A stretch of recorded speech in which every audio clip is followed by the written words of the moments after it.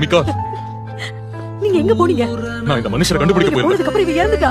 நீங்க ஏன் எங்களை அப்படியே விட்டுட்டு போயிட்டீங்க? அமைதியா. வேணாம். ஒரு பூரண வார்த்தையே இவர் என்ன செய்றாரு? இந்நாள் வரை சுமந்தவரே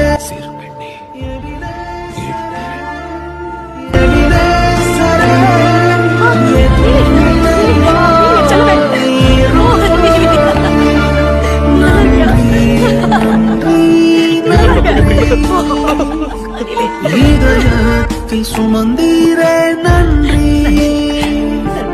நன்றி நன்றி. சொல்றதுக்கு வேற வார்த்தையே இல்லை. நன்றி, உன்னோட விசுவாசத்துக்கு நன்றி.